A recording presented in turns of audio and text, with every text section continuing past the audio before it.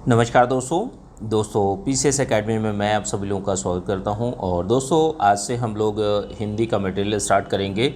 और जो आपका अनेकार्थी शब्द हैं वो आप लोगों को दे दिए गए थे टेलीग्राम ग्रुप में। और आप लोगों को आज की डेट में समास से संबंधित चीज़ें बताई जाएंगी। आप इन चीज़ों को अच्छे से समझिए और डे बाय डे एक एक टॉपिक को हम लोग बहुत अच्छी तरीके से देखते रहेंगे, ठीक है। तो लगभग 8 से 10 दिनों में ये चीज़ें कंप्लीट हो जाएंगी। पूरा का पूरा हिंदी का मटेरियल जो है आपका कंप्लीट कर दिया जाएगा, ठीक है। आज का जो वीडियो है दोस्तों, वीडियो आपको लोगों को अच्छा लगे तो वीडियो को लाइक कर दीजिएगा, ठीक है। इसकी पीडीएफ जो है बीओ मेंस के ग्रुप में आप लोगों को मिल जाएगी, आरओ के ग्रुप में मिल जाएगी, ठीक है। तो यूपीपीसीएस मेंस के ग्रुप में मिल जाएगी, तो सभी में आप लोगों को ये प्रोवाइड कर दी जाएगी, ठीक है। चलिए बीओ मेंस में स्पेशली उसी के लिए है, समास से संबंधित चीज़ें हैं। आज की डेट में समझेंगे कि समास आखिर होता क्या है। देखिए, समास का मतलब होता है कि जैसे दो शब्द हैं, राम श्याम, ठीक है, राम और श्याम। तो अगर सिंपल शब्दों में समझिए कि समास होता क्या है। इसको संक्षेपीकरण कहते हैं। संक्षेपीकरण का मतलब ये होता है कि दो शब्दों को एक कर देना, ठीक है। किन्हीं कारणवश जो बीच का संबोधन होता है, ठीक है, जैसे मान लीजिए राम और श्याम है, तो आप और को हटा दीजिए और राम श्याम कर दीजिए, तो राम श्याम क्या हो गया, राम श्याम आपका समास हो गया। संक्षेप कर दिया गया, संक्षेपण है, संक्षेपीकरण होता है, ध्यान रखिएगा। परिभाषा क्या है, परिभाषा को देखिए कि दो या दो से अधिक शब्दों से मिलकर बने हुए एक नवीन और सार्थक, ध्यान रखिएगा, नया और उसका अर्थ सार्थक होना चाहिए, उस शब्द को क्या कहते हैं, समास कहते हैं। परिभाषा को, चीज़ों को, जैसे एग्ज़ाम से एक दो दिन पहले आप इन चीज़ों की प्रैक्टिस कर लीजिए, अभी से प्रैक्टिस करनी चाहिए, और एग्ज़ाम से पहले आप इन चीज़ों को रिवीजन कर लीजिएगा, ठीक है। तो सारी की सारी चीज़ें आप लोगों को याद रहेंगी।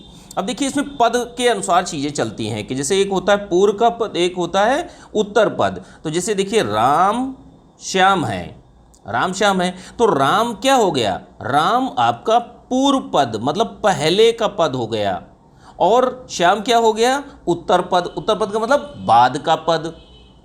बिल्कुल बेसिक शब्दों में समझिए, बिल्कुल आज समास बहुत ही बेहतर तरीके से आप लोगों को समझ में आ जाएगा, ठीक है। अब देखिए, पदों की प्रधानता का मतलब क्या है कि जैसे कुछ होते हैं प्रधान खंड और होते हैं गौड़ खंड। तो प्रधान खंड का क्या मतलब है कि भाई प्रधान का मतलब बहुत ज़्यादा उनको इंपॉर्टेंस दी जाती है, बहुत ज़्यादा उन पर बल दिया जाता है।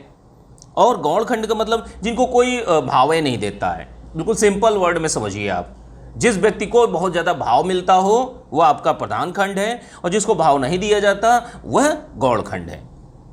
अब समास के प्रकारों को ध्यान रखिए कि कौन कौन से प्रकार होते हैं। तो देखिए, इसमें 4 प्रकार के होते हैं। एक होता है अव्ययी भाव समास, जिसमें पूर्व पद यानी पहला वाला पद, जैसे मान लीजिए 2 पद हैं, 2 पद में पहला वाला पद क्या होता है, पूर्व पद प्रधान होता है। ध्यान रखिएगा, पूर्व पद प्रधान होता है। छोटी छोटी चीज़ें हैं, इन चीज़ों को समझ कर चलेंगे, बहुत ही चीज़ें बेहतर हो जाएंगी। अब देखिए तत्पुरुष समास। तत्पुरुष समास में क्या होता है कि उत्तर पद प्रधान होता है। उत्तर पद का मतलब दूसरा वाला, 1 2 दूसरा पद प्रधान है। प्रधान का मतलब जिस पर बल दिया जा रहा है। ध्यान रखिएगा, प्रधान और गौण क्या होता है, ध्यान रखिएगा, जिसको ज़्यादा भाव मिल रहा हो, जिसको ज़्यादा इंपॉर्टेंस मिल रही हो, ठीक है। तो यहाँ पर तत्पुरुष समास के 2 पार्ट भी हैं, का और खा।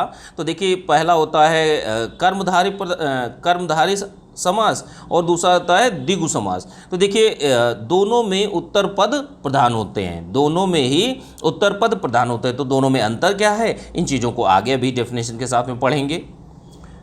तीसरा कौन सा है, तीसरा है आपका द्वंद्व समास। तो द्वंद्व समास में एक बड़ी चीज़ होती है कि जैसे मान लीजिए राम श्याम है, राम श्याम, तो दोनों पद प्रधान हैं। दोनों पदों को, दोनों भाइयों को इंपॉर्टेंस बराबर बराबर दी जा रही है, दोनों लोगों को बराबर बराबर इंपॉर्टेंस दी जा रही है, दोनों पर बल दिया जा रहा है, ठीक है। तो ये आपका द्वंद्व समास हो गया। बहुब्रीहि समास क्या होता है, दोनों पद अप्रधान होते हैं, मतलब किसी भी व्यक्ति को कोई मतलब उनको भाव नहीं दिया जा रहा, किसी तीसरे को ही व्यक्ति उसको भाव दिया जा रहा है, तीसरे व्यक्ति को, ठीक है। तो ध्यान रखिएगा।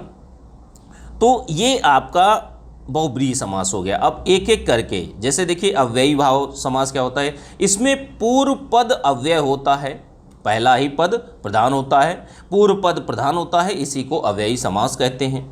उत्तर पद अप्रधान होता है, मतलब दूसरा वाला पहला वाला प्रधान पद जिस पर बल दिया जा रहा है, दूसरा वाला अप्रधान पद जिस पर बल नहीं दिया जा रहा, ये दोनों होंगे। जैसे प्रति प्लस दिन बराबर दिन दिन, ठीक है। यथा प्लस शक्ति बराबर शक्ति के अनुसार, ठीक है। दोनों चीज़ों को आप लोग समझिएगा। प्रति, जैसे इस पर, अब आपको पहले क्या था, दिन तो भाई सारे हैं, लेकिन अब प्रतिदिन लग गया तो ज़्यादा बल किस पर दिया जा रहा है, प्रति पर, कि मतलब आपको प्रतिदिन ये कार्य करना है, प्रतिदिन, दिन दिन, मतलब दिनों दिन करते रहना है आपको। यथाशक्ति, मतलब शक्ति तो है, ठीक है, लेकिन यथा यानी शक्ति के अनुसार, तो यहाँ पर ज़्यादा से ज़्यादा जोर किस पर दिया गया है, यथा पर जोर दिया गया है, ध्यान रखिएगा। और दूसरा क्या है, शक्ति है भाई, ये गौण पद है, अप्रधान पद है, ठीक है। तो ये आपका अव्ययी भाव समास होता है। अब चीज़ों को एग्जाम्पल के माध्यम से समझ लीजिए अच्छी तरीके से, ठीक है। तत्पुरुष समास में देखिए, तत्पुरुष समास में कई चीज़ें होती हैं कि जैसे पूर्व पद विशेषण होने के कारण गौण हो जाता है, उत्तर पद विशेष्य होने के साथ ही प्रधान हो जाता है, कि मतलब विशेष्य का मतलब जिसके बारे में विशेषता बताई जा रही है, जो मुख्य व्यक्ति हो वो प्रधान हो जाता है। तत्पुरुष समास की परिभाषा ही यही थी कि जो मुख्य है, जैसे संज्ञा और संज्ञा से जो बनता है, युद्ध का क्षेत्र बराबर युद्ध क्षेत्र, दोनों ही इंपॉर्टेंट समान है। संज्ञा प्लस क्रियामूलक, कि शरण में आगत, तो शरण, ठीक है, जिसको बोलते हैं शरणागत, शरण में आगत। पथ से भ्रष्ट, मतलब ये क्रियात्मक चीज है, पथ से भ्रष्ट मतलब पथ भ्रष्ट। दोनों चीजें एग्जाम्पल हैं, दोनों को अच्छे समझिए, ठीक है।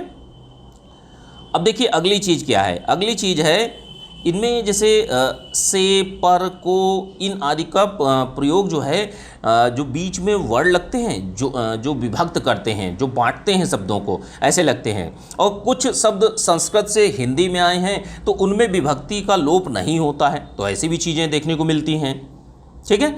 अब देखिए इसमें जैसे लुप्त कारक चिन्हों को देख लीजिए, समझ लीजिए लुप्त कारक चिन्ह कौन कौन से होते हैं। कि जैसे कर्म तत्पुरुष क्या होता है, कर्म तत्पुरुष को जो लुप्त कारक जो आपका शब्द है वो को होता है, को। जैसे गिरह कट, तो गिरह को काटने वाला गिरह कट कहलाता है, समझ गए आप। ये जो शब्द है ये कट गया, समासिक शब्द ये हो गया आपका गिरह कट, ठीक है। गिरह, गिरह को काटने वाला मतलब जेब को काटने वाला, गिरह कट। करण, करण में क्या होता है, करण तत्पुरुष में क्या होता है, यह देखिए लुप्त कारक चिन्ह है, इनको आप थोड़ा सा समझ लेंगे, रट लेंगे तो चीज़ें बेहतर हो जाएंगी। करण में क्या होता है कि करण में ऐसे होता है कि जैसे इसमें दो लुप्त कारक चिन्ह होते हैं, से और द्वारा।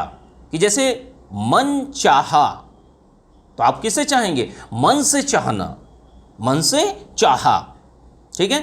अब बिहारी रचित, आप लोगों ने सुना होगा, फला फला रचित, तो फला फला के द्वारा रचित, ठीक है। तो इसमें कौन सा समास होगा, ठीक है, ध्यान रखिएगा, तत्पुरुष समास। संप्रदान, संप्रदान में क्या होता है, ये इसका लुप्त कारक चिन्ह जो है संप्रदान तत्पुरुष समास। तो संप्रदान तत्पुरुष समास में क्या होता है कि जैसे के लिए, रसोई घर, जैसे रसोई घर आपका समासिक शब्द हो गया। अब आपको दे दे कि रसोई घर में कौन सा समास है, ठीक है। वैसे तो ओवरऑल में बोलेंगे तत्पुरुष समास, अगर और स्पेशल जाता है तो संप्रदान तत्पुरुष समास है आपका। रसोई के लिए घर, किसके लिए, रसोई के लिए घर। अब अपादान तत्पुरुष में क्या होता है, अपादान तत्पुरुष समास में ये होता है कि इसमें जो लुप्त कारक चिन्ह है वो से होता है, और इसमें अलग होने का भाव आता है। कि जैसे देश निकाला, तो आप नॉर्मली देख लेंगे ना, कहाँ से निकाला, देश से निकाला, तो ये लुप्त कारक चिन्ह होता है। समासिक शब्द क्या है, जो समास है, देश निकाला, ठीक है। संबंध तत्पुरुष समास में क्या होता है, संबंध तत्पुरुष समास में का की के, का की के, जैसे गंगा जल, तो गंगा जल एक समास है, समासिक शब्द है। गंगा का जल, का आ गया लुप्त कारक चिन्ह, ये का ही लुप्त हुआ होगा तभी एक समास बना है, गंगा जल। दीनानाथ, दीनों दोनों दीनों के नाथ, मतलब गरीबों के स्वामी, तो इसमें के आ गया इसी तरीके से, ठीक है, का की के।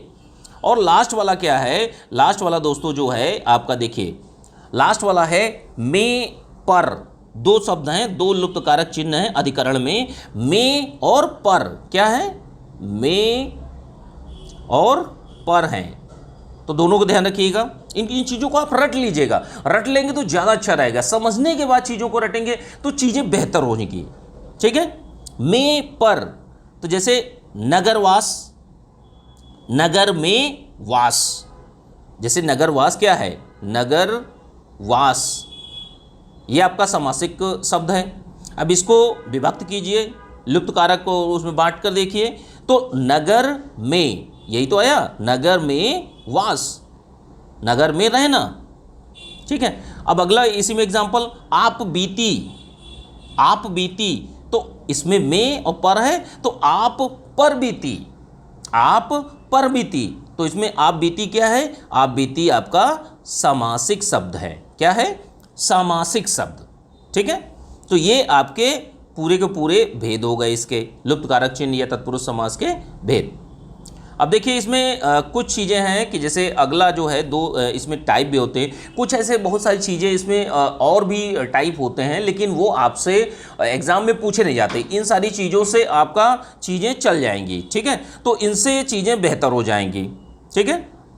चलिए तो इसमें अगला देखते हैं कर्मधारय समास। कर्मधारय समास क्या होता है, देखिए इसमें उत्तर पद प्रधान होता है, उत्तर पद में विशेषण विशेष का प्रयोग, विशेषण विशेष का संबंध होता है।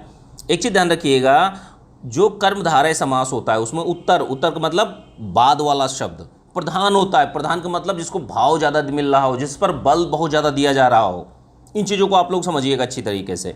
जैसे पुरुषोत्तम, पुरुषोत्तम तो पुरुषों में उत्तम, ठीक है, तो यहां पर प्रधान शब्द क्या है, दूसरा वाला, ठीक है, ध्यान रखिएगा दूसरा वाला सबसे ज़्यादा इंपॉर्टेंट है। नीलकंठ, नीला है जो कंठ, जैसे कुछ चीज़ें हैं इनमें कि ये कुछ शब्द ऐसे हैं कि जो संस्कृत से हिंदी में आए हैं, तो वो चीज़ें हैं, अलग से चीज़ें हैं, ठीक है। पीतांबर, ठीक है, पीत प्लस अंबर, ठीक है, पीत प्लस अंबर। महादेव, महादेव, तो यहाँ देव शब्द पर ज़्यादा बल दिया गया है। तो आपका समासिक शब्द क्या है, समासिक शब्द महादेव, और महा आपका जो है अप्रधान है और देव जो है प्रधान है, ठीक है। इन चीज़ों को आप लोग ध्यान रखिएगा। महात्मा, जैसे महान है जो आत्मा, ठीक है, तो ये आपका कर्मधारय समास हो गया। अब इसके बाद द्विगु समास को देखते हैं। द्विगु समास में क्या होता है कि जैसे बहुत ही सिंपल होता है, इन चीज़ों को बहुत ही ईजिली आप समझ ले जाएंगे कि पूर्व शब्द संज्ञावाचक विशेषण होता है या समूह का बोध होता है, कि जैसे जिसमें संख्या होती, काउंटिंग होती है, कि जैसे शताब्दी, पंचवटी, ठीक है, तो ये संख्या को दर्शाता है। तो इसमें क्या है, पूर्व पद क्या होता है, अप्रधान होता है। 100 वर्षों का समूह, ध्यान रखिएगा, 100 वर्षों का समूह। इसमें देखिए पूर्व पद अप्रधान, तो आपका विशेषण संख्यावाची होगा, तो आपका द्विगु समास होगा। उत्तर पद प्रधान, देखिए पूर्व पद अप्रधान होना चाहिए और विशेषण हो, संख्यावाची हो, तो आपका समास आपका द्विगु समास होगा। दूसरा नियम क्या है, उत्तर पद आपका प्रधान हो, मतलब बाद वाला पद, जैसे राम और श्याम, तो श्याम वाला पद जो श्याम नाम था दूसरा वाला, उसको भाव ज़्यादा मिल रहा हो, उसको ज़्यादा बल दिया जा रहा हो, और प्लस विशेष्य हो जिसकी विशेषता बताई जा रही है, तो आपका द्विगु समास होगा। जैसे शताब्दी, 100 वर्षों का समूह, तो किस पर बल दिया गया है, समूह पर। 5 वृक्षों वाला स्थान, ठीक है, तो ये आपका पूरा का पूरा द्विगु समास होगा। अब देखिए इसके बाद दो और बचते हैं, द्वंद्व समास और बहुब्रीहि समास। तो देखिए द्वंद्व समास क्या होता है, द्वंद्व समास में दोनों शब्द प्रधान होते हैं, दोनों शब्द बस जुड़े होते हैं। जैसे भाई बहन, आचार विचार, आचार और विचार, खरा खोटा, खरा या खोटा, ठीक है। विग्रह करने पर और, अथवा, या, एवं, ये 4 शब्दों को आप रट लीजिए, ये 4 शब्दों को रट लीजिए, इन्हीं से अलग होते हैं ये। ऐसे ही नॉर्मल बोलचाल भाषा में भी अगर आप चीज़ों को देखेंगे तो चीज़ें आपको समझ में आ जाएंगी। जैसे भाई बहन, बोला भाई बहन, तो आपको क्या लगता है अलग अलग करेंगे तो इसको क्या होगा, भाई और बहन। आचार विचार, तो आचार विचार को अगर अलग अलग करेंगे तो आपका लुप्त कारक चिन्ह कौन सा है, और आचार और विचार। खरा खोटा, खरा खोटा में खरा या खोटा, देखिए या का प्रयोग हुआ, ठीक है। ऐसे ही चीज़ों को, ये चीज़ें जो मेन चीज़ है, जो मेन पार्ट है, आपको उसको याद रखना है, ठीक है। चलिए अगले वाले पे देखते हैं और लास्ट है। इसके बाद में आप लोगों को बहुत सारे समास और कौन शब्द में कौन सा समास है, इसको आपकी लिस्ट दे दी जाएगी, जो आपका टेलीग्राम ग्रुप में ही प्रोवाइड कर दिया जाएगा, ठीक है। चलिए बहुब्रीहि समास की बात कर लेते हैं। तो देखिए जो आपका द्वंद्व समास था, तो द्वंद्व समास में दोनों पद जो थे प्रधान थे। प्रधान का मतलब जिस पर भाव बहुत ज़्यादा दिया जा रहा हो, जिसको बहुत ज़्यादा बल दिया जा रहा हो। भाई इसमें खरा खोटा क्या है, दोनों ही बल दिया जा रहा है। भाई बहन, तो भाई और बहन दोनों को बस समान बल दिया जा रहा है, दोनों को बराबर भाव दिए जा रहे हैं। तो यहाँ पर क्या है, अब बहुब्रीहि समास में दोनों ही आप प्रधान होंगे, दोनों ही आप प्रधान होंगे। कोई तीसरा बाजी मारेगा आके, कोई तीसरा आएगा व्यक्ति जिसको भाव मिलेगा। अब उसी को आपको समझना है। जैसे नीलकंठ, नीला है कंठ, नीला कंठ किसका है, भगवान शिव का, भगवान शिव का। चक्र पाणी, चक्र है पाणी, जो लोग चक्र को धारण करने वाला, तो चक्र को धारण कौन करते हैं, चक्र को धारण करते हैं भगवान विष्णु। तो यहां पर देखिए चक्र और पाणी दोनों के दोनों अप्रधान हो गए, इनको कोई भाव ही नहीं मिल रहा है। मिल किसको रहा है, तीसरे को, भगवान विष्णु जी को, ठीक है। तो ये आपका बहुब्रीहि समास होता है। चीजें संक्षेप में अच्छी तरीके से आप लोग ध्यान रखिए। बहुत सारे इसके सब पार्ट भी होते हैं, लेकिन आपको उनको नहीं पढ़ना है, वो आप हिंदी वाले जो जिनका हिंदी सब्जेक्ट होता है वो लोग पढ़ते हैं। मुख्यतः चीज़ें जो हैं सारी की सारी आपसे इसी पोर्शन से आप लोगों की पूछ ली जाएंगी, ठीक है। तो इन चीज़ों को आप लोग बहुत अच्छी तरीके से प्रैक्टिस कर लीजिएगा, ठीक है। इसकी PDF दोस्तों आप लोगों को BO मेंस के ग्रुप में मिल जाएगी। जो लोग भी BO मेंस का बैच ज्वाइन करना चाहते हैं ज्वाइन कर सकते हैं। जो नंबर है 9140085178 पर मैसेज कर सकते हैं, ठीक है। चलिए ठीक है, थैंक यू देखने के लिए।